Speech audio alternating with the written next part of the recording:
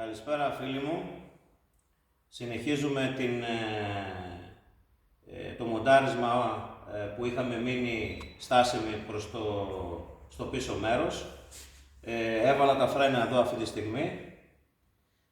Μπήκαν κυλιδράκια, σιαγώνες, όλα τα πάντα ρολεμάν βιδωθήκαν. Είμαστε έτοιμοι να βάλουμε το ταμπούρο, όπως επίσης από εκεί τελείωσα. Είμαστε εδώ σε αυτή τη διαδικασία για να τελειώνουμε. Λοιπόν, βάζουμε το ταμπουράκι. Λοιπόν,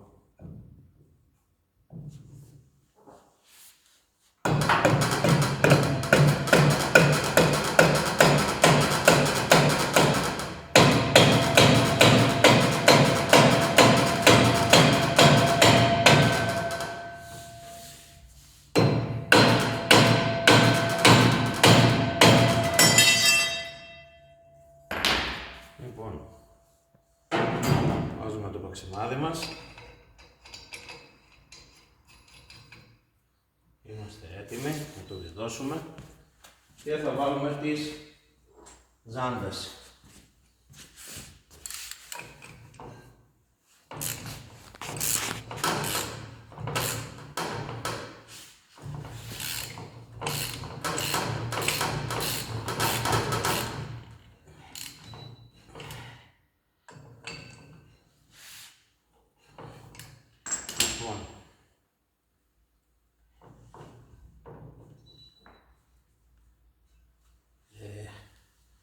Να βάλουμε ένα πανάκι λίγο να χτυπήσουμε. Λίγο γιατί δεν μπήκε καλά.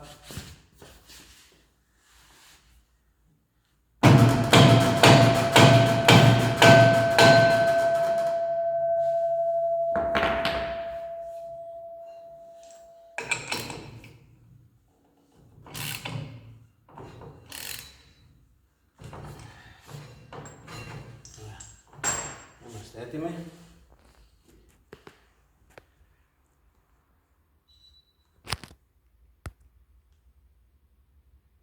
Το πάτησες?